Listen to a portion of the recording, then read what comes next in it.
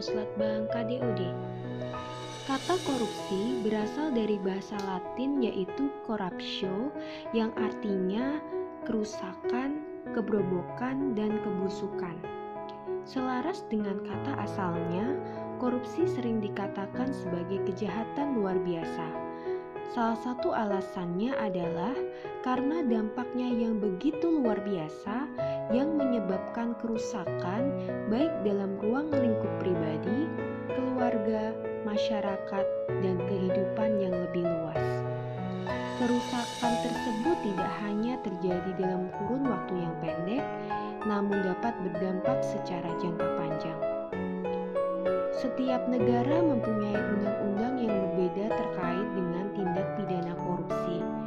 Menurut Undang-Undang Nomor 31 Tahun 1999, Junto UU Nomor 20 Tahun 2001, terdapat 7 kelompok tindak pidana korupsi yang terdiri dari 1. Kerugian keuangan negara, 2. Suap menyuap, 3. Pemerasan, 4. Perbuatan curang, 5. Penggelapan dalam jabatan, 6. Benturan kepentingan dalam pengadaan, dan 7. Gratifikasi. Semua jenis tersebut merupakan delik-delik yang diadopsi dari KUHP. Adapun 9 nilai anti korupsi adalah sebagai berikut. 1. Jujur, 2. Peduli, 3. Mandiri, 4. Disiplin, 5. Tanggung jawab, 6. Kerja keras, 7. Sederhana, 8. Berani, dan 9. Adil. Kesadaran diri anti korupsi dapat dibangun dengan pendidikan anti korupsi sejak dini, yaitu sebuah gerakan budaya dalam menumbuhkan nilai-nilai anti korupsi sejak usia dini.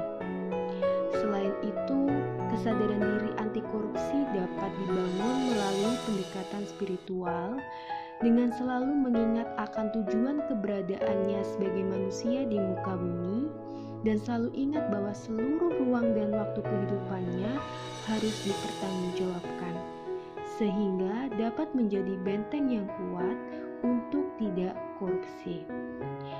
Ketika kesadaran anti korupsi tersebut tercapai secara menyeluruh dan utuh, maka hal tersebut tidak hanya sampai menjadi semangat, namun akan terus bergerak hingga menjadi komitmen integritas. Ketika telah menjadi komitmen integritas, maka bukan hanya sekedar menghindari, namun juga mencari solusi terhadap fenomena korupsi. Setelah mengikuti sesi materi anti korupsi, maka saya dapat memahami bahwa tindak pidana korupsi dapat terjadi bukan hanya karena adanya niat, tetapi juga karena adanya kesempatan. Oleh karena itu, kita sebagai ASN harus membentengi diri melalui pendekatan spiritual. Tanggung jawab spiritual yang baik pasti akan menghasilkan niat yang baik, mendorong untuk memiliki visi dan misi yang baik, menimbulkan semangat untuk melakukan proses terbaik, dan mendapatkan hasil terbaik, sehingga dapat dipertanggungjawabkan secara publik.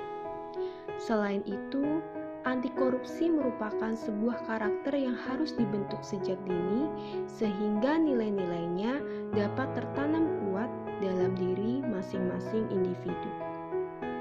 Aksi yang dapat saya lakukan ke depan adalah meningkatkan iman dan takwa agar terhindar dari perbuatan korupsi.